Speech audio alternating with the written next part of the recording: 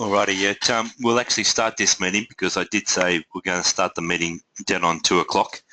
There is still a fair few people missing, but I am recording this meeting, so we'll be able to send out this recording to those people. So today we're actually going to go over the hazard register, how it works, how you should be using it, and its relationships with other features inside the system. So the hazard register for an admin user is located in your risk management section. It follows the red, orange and green process like all the other registers, whether it be an incident or a contractor, and so forth. You're looking at red means that the hazard actually has been logged. Orange means that the hazard has been investigated or assessed, and it needs a corrective measure and a control measure, and green means that a control measure has been developed. So with how this register works, and in this series of webinars, what I try to do is go through the entire register and go over all the different kind of features in that register that you mightn't get in your help section. The ID number, every hazard has an ID number. That's the hazard number in the database. So there's been 23,271 hazards logged in the database of all our clients and so forth. We do have these icons here because it would have been a couple of years ago that would have done a presentation to a couple of people that were colorblind. So and then it was found out that 1 in so many people were colorblind. So we introduced that into the hazard register, and you'll probably see that going through some of the other registers later on as well. You've got the hazard name. You can actually sort the hazard name here depending on how you want it to do by selecting this up and down icon. You can actually sort it by site as well if you wanted to do that, and put it in alphabetical order. You can anytime you actually see this underscore in a register, it's where you can actually sort it by alphabetical or either way, both ways. So you've got the activity. When the hazard is logged, it's related to an activity, so it'll actually highlight the activity. You can relate it to a machine, it'll highlight the machine. These icons here are just highlighting that here you need to do the assessment, or one, the assessment has been completed, and this icon here means that the control measure hasn't been done, and this means that the control measure has been completed. So you're looking at, when you see the red cross, you would actually select on that red cross to undertake that item. It's telling you need to do that. This green plus sign is in every single register. It's just highlighting that you can add stuff to that document. So you might, say for example, want to add a photo or additional information that you've actually done, maybe a review on that hazard just here. You can do it there, as well as these other places which I'll show you. You can upload a document here if you've done another risk assessment or kind of process that you want. You can upload that there, making sure that you upload either a Word document, a PDF, or a JPEG into that section there. You can set the review date. In the review date, that's picking up this date here is actually picking the review date up when we do the assessment and when we do the control measure, and you'll see that, and that's the date there. So you really should be reviewing your hazards depending on the type of hazard and depending on the risk of that hazard. Depends on that review date. So if you've got a hazard that was rated 1, and you'll see that later why it's rated 1 as a high risk, it'll probably be a good idea for you actually to review that hazard within that month. So if it's rated 6, you might review it within a year. So it's a guideline for you to actually follow there. The view icon here is that when you actually complete the hazard, it automatically turns that entire process into a viewable section where you can actually generate that into a PDF, print out, use as training material, and I'll actually put your logo here as well. But all the details that you've actually put during that risk assessment process will be in that view section there.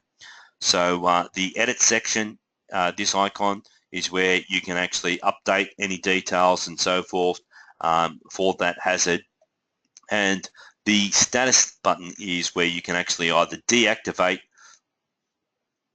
and get it out of that registry if you wanted to, and that'll actually put it into the deactivate register.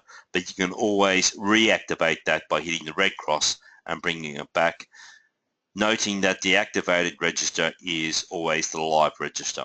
So that's exactly how all these kind of columns work. So you've also got these icons here. So you could actually, if you wanted to, click on that red icon here, and it'll actually bring up some red icons, or the orange icons will bring up the orange icons, or the green icons, or whatever it may be that you want to do. You can actually click and sort by those time dates. You can click here to go to the help section. It'll go through a step-by-step guide of everything that I go through here anyway on how to do that. So every single register actually has this, click here to see how this register works. You've also got this publish register. So you can actually download all the items. You can download by the review items, download from a date range would probably be a good idea for you to actually develop reports on. So you can actually say, okay, I want to see from that date there to the end of publish, to the end of June publish. It publishes it into a PDF. Later on, you'll see that this will actually be basically, because there was no hazards in that region, you're looking at this will also be a CSV file. So you got your back button to go back to the main register, but you've got your add hazard, which is always in the right hand corner, and you can select add hazard. When you select add hazard, you'll really notice that there's this QR code. You can print that QR code,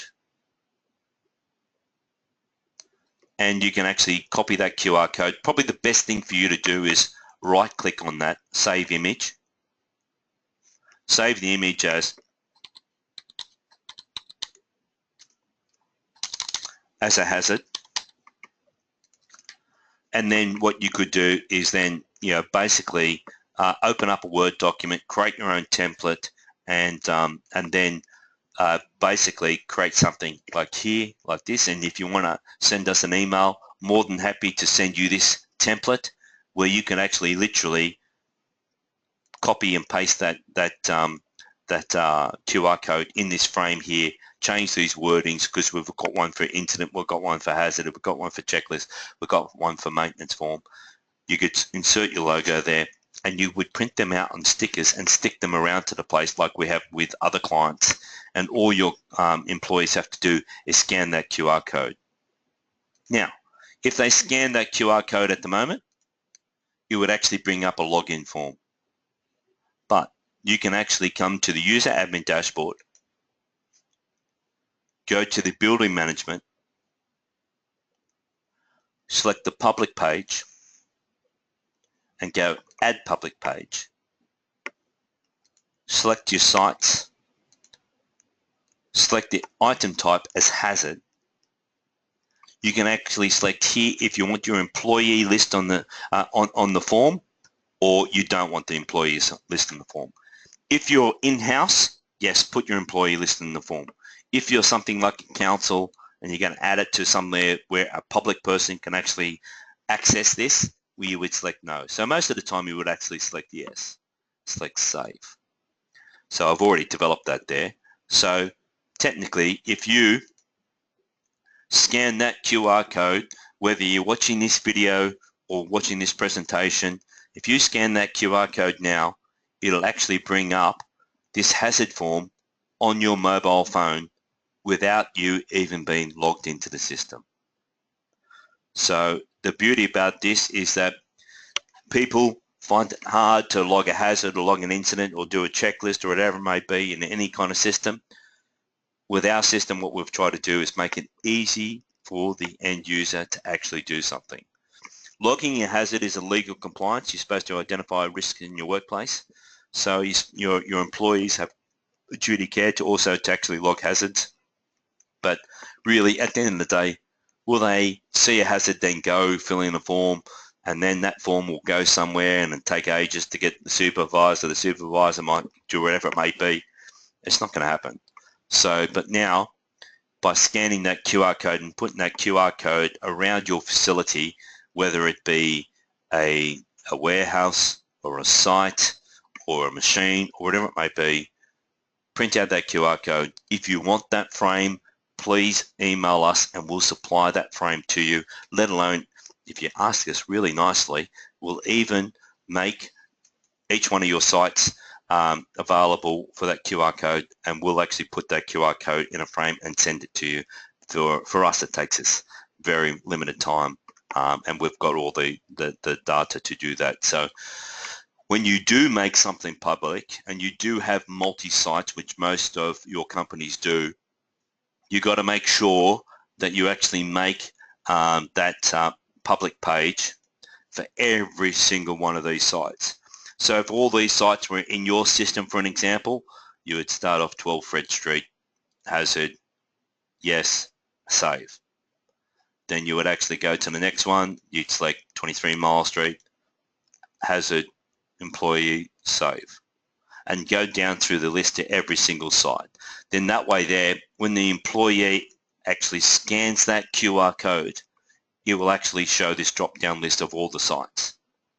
It will only show the sites of the companies that are public. So that's other than if you don't want to make it public and the employee logs in, well, of course, they're going to see every single site. You'll see that there's a site in red, which is your general site. So to maybe sometimes it's a good idea to relate it to that general site, especially if you've got the same kind of site in lots of different areas. But most companies would also relate it to individual sites, and I'll show you a reason why that you would do that as well. This is actually picking up your activity register. So that's why it's so important for you actually to go to your activity register and complete and enter all the different things that may involve a hazard. So machinery, chemicals, activities, sites, all would be where hazards would be identified, and that's where you should be entering those there. This is also picking up all your plant and equipment and your machines from your plant and equipment register. So it's very important that you actually do that, because you can relate hazards to certain pieces of equipment. So and I'll show you why that's going to be done there later as well. So so you can select the activity. Let's just say emptying bins. The hazard might be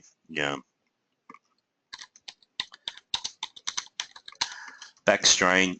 Here, this description box here is backstrain due to lifting the bin into whatever it may be. So this is the description of why that backstrain is a hazard.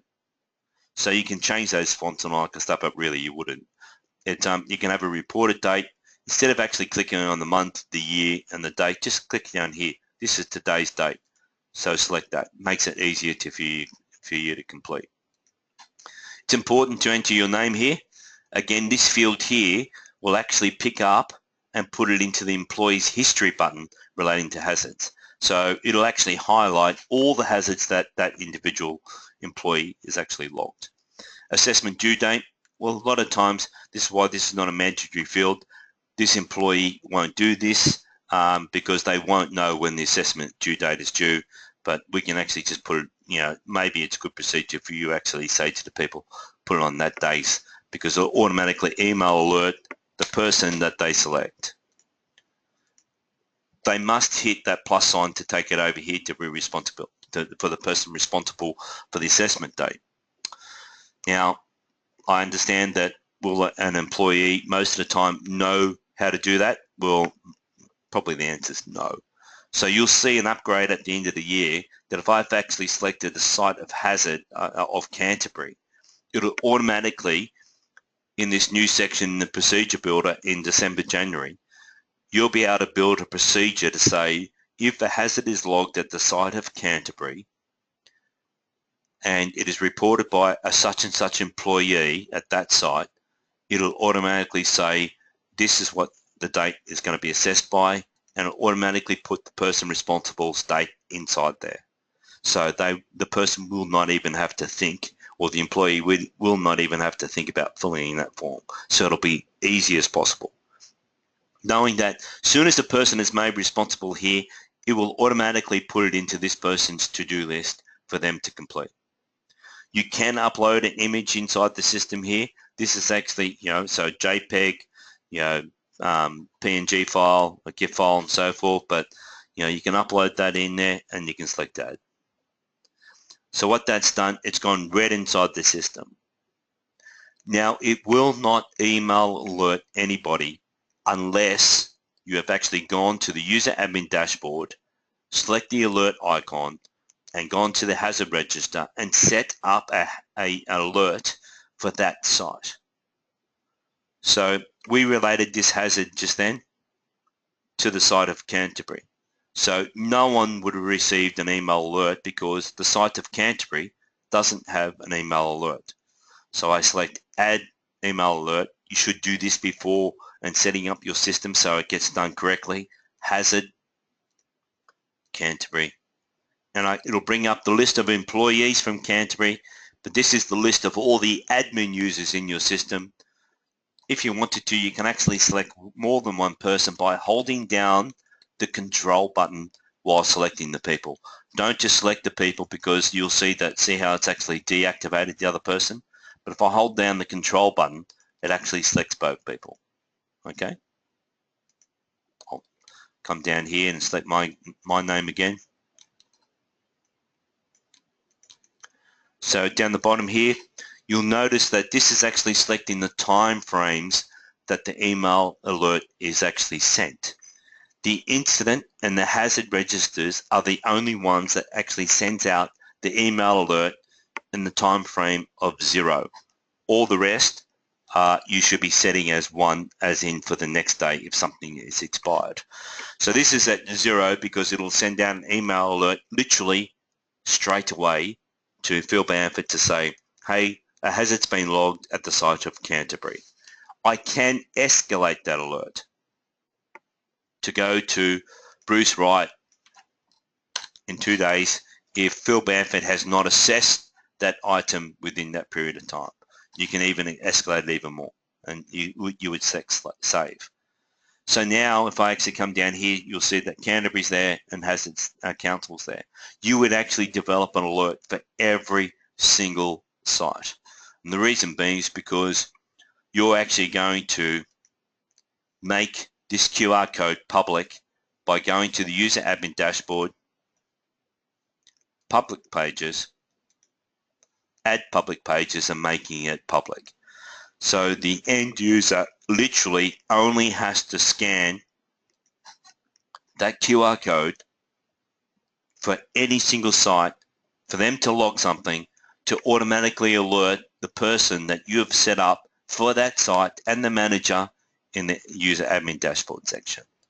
So hopefully that makes sense, because it will make it so easy for the end user to do and to report hazards, which is a legal compliance, but at the moment you're probably not logging hazards.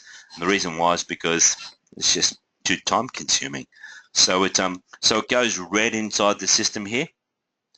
You can select this icon here, assessed, even though, say for an example, Phil Bamford was assigned to this to do this assessment. So if I'm an admin user as Phil Bamford, it would automatically go into my to-do list. If I scroll down here, I've got lots of things to do. So let me go through all past the due by dates, and it'll have hazard here somewhere, whatever it may be, but it'll actually bring up a pad where it'll actually take me to this very form. So technically, your employees or person responsible doesn't even really need to know how to use the register, because it'll go into their to-do list if they've been signed to do the assessment.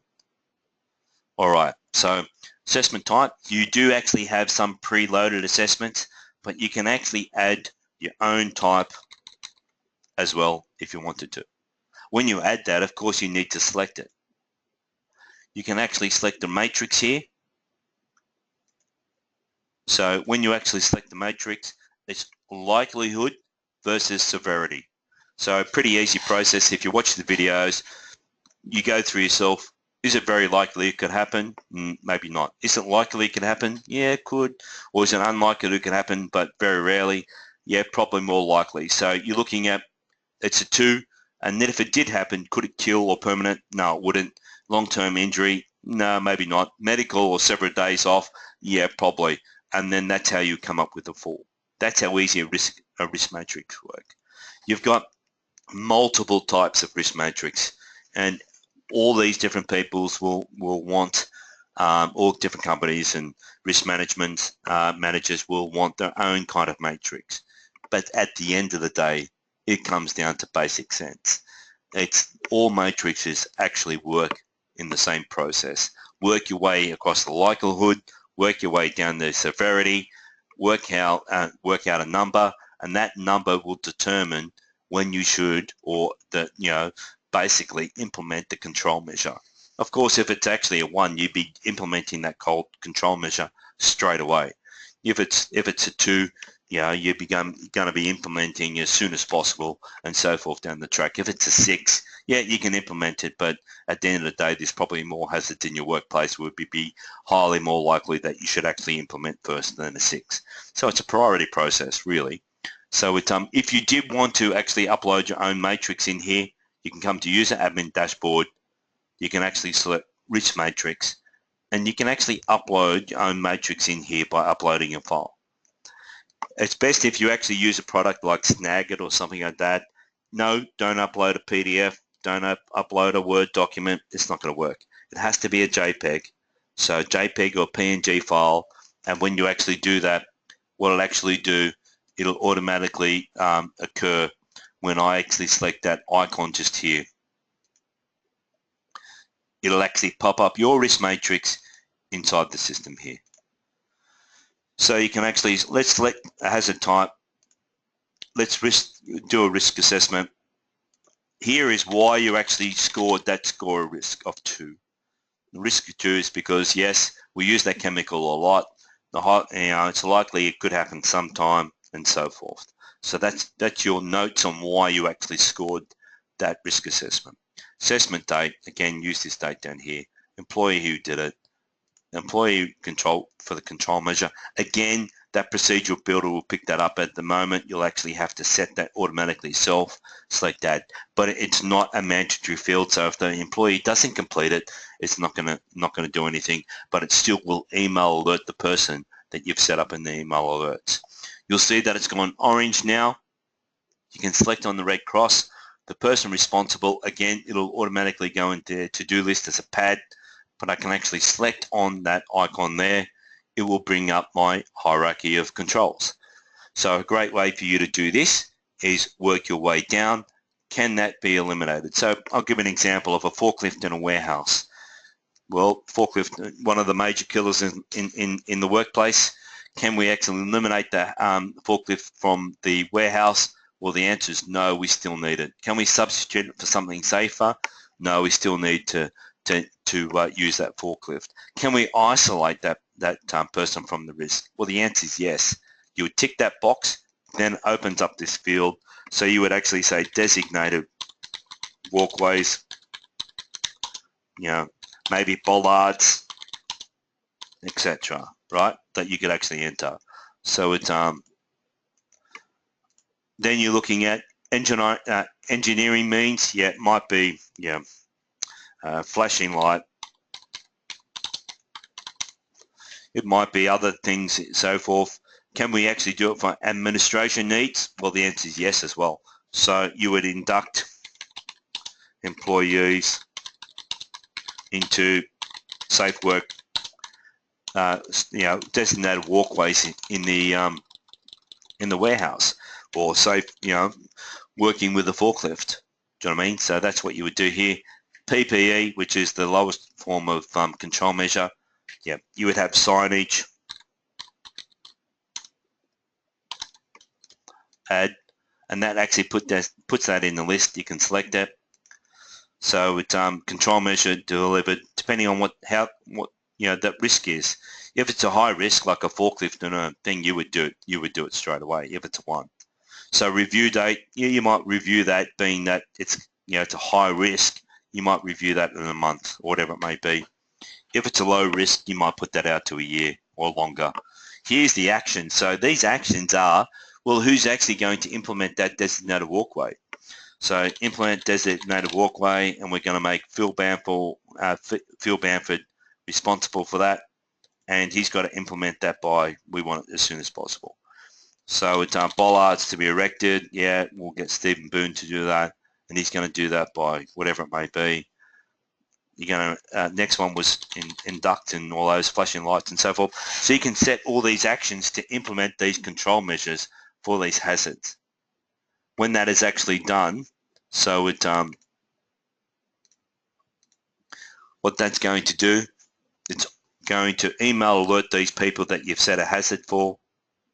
It's also going to put it in their to-do list as well as the action register. But you're looking at, it's now gone green to say that that hazard's been closed off.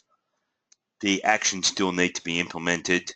You'll see a new column coming into the register in the next couple of months, highlighting if those actions have not been implemented. So you'll see an icon come in and say, hang on a sec, those actions to implement those control measures haven't been completed. So that is coming into this system here. But if I actually select that view icon there, to automatically turn that into a document, as you can see, I can generate that into a PDF as a learning material. But when I actually do that hazard, it does lots of different things. So yes, it's put it in the hazard register, close that off. But if I go to the user admin dashboard, I go to the action register, I select this action register. There's all the hazards that I actually selected to implement.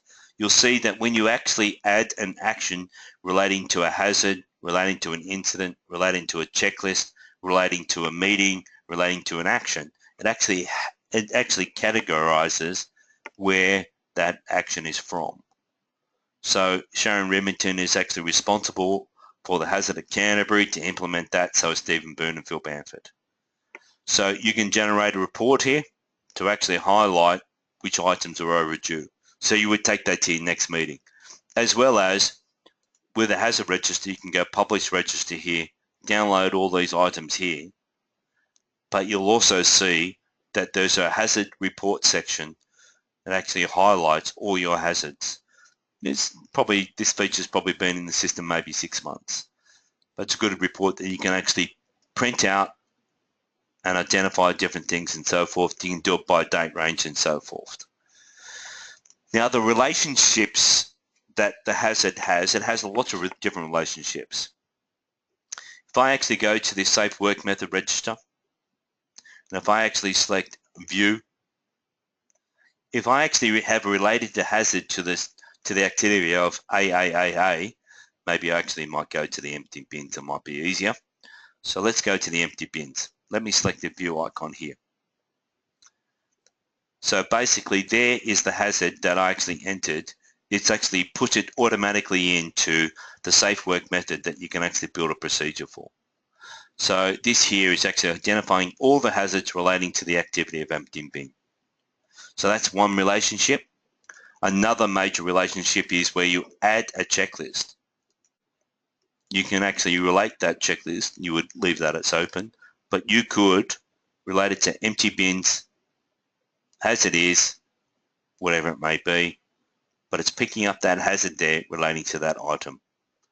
So it's a good idea for you with the hazard register, once you've done that risk assessment, to build a checklist. And the reason being is when you build that checklist, if I come down to the log here, every time I've done the checklist, it's actually going to show it in this checklist log to show that I've actually reviewed, let alone this is going to show the review process, but this checklist is actually clearly showing that you're trying to reduce that likelihood of that incident occurring, and that's what that whole process of that hazard is really for. So this icon here is just highlighting that there's items inside that hazard register that needs attention. Orange means they need review. So the idea is to try to keep that as green and keep it green so everything's up to date. So where are you going to look for hazards in your workplace? Well, the first thing for you need to do is look at hazards relating to the locations and site of work. Look at your activities that you're undertaking. Look at the plant and equipment that you're using. Look at the chemicals that you're also using as well. If you look at those 4 major categories, you're really going to hit a lot of the processes relating to hazards, and you'll be able to identify them. Yes, is it time consuming to actually identify, assess, control hazards in the workplace? So a good idea for you is to start off your high risk hazards and work all your way down. I did go to a client once and did an audit, and I walked around their facility, and I took them to the system, and they were learning how to use the system. And this person actually mentioned that the people are making a lot of cups of coffee, and they wanted to do a risk assessment on a cup of coffee, even though they had a forklift in their warehouse that didn't have designated walkways, didn't have any kind of rules at all. So what was the major hazard? Making a cup of coffee or the forklift? And the answer is the forklift is going to kill you. The cup of coffee might burn you, and you might burn yourself in a cup of coffee once in a blue moon. So do the assessment. Start off with the hazards that are really going to affect and cause injury to your workers, your contractors, your visitors, or any kind of item or person involved, or animal kind of thing. So hope that actually helps you identify the hazard.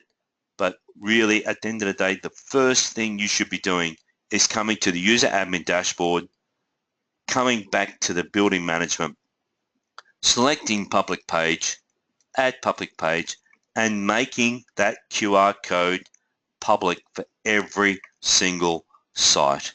And then if you like, just email us or put it in your help section. Is there a chance that you can actually put my QR codes in a nice frame just like this that we've done for other clients? And what we'll do, we'll put it in a frame for your hazards, for your incidents, and maintenance request form if you've done it, but mainly maintenance and incidents, and we'll send it out to you. And all of a sudden, you're up and running in logging an hazard. All you really need to do then is make sure that you actually set up the email alert for every single site and the person responsible. Thank you for turning up for the webinar. That's just over half an hour, which was scheduled for half an hour. So I hope you enjoyed that. Hope you got a lot out of that. If you've got any questions, please don't hesitate to hit the help button, send me some requests, and you can take it from there. So thanks everybody, and yeah, I think Lisa will organise what next month's items is, and I think that is actually on chemicals next month's webinar. Have a great day.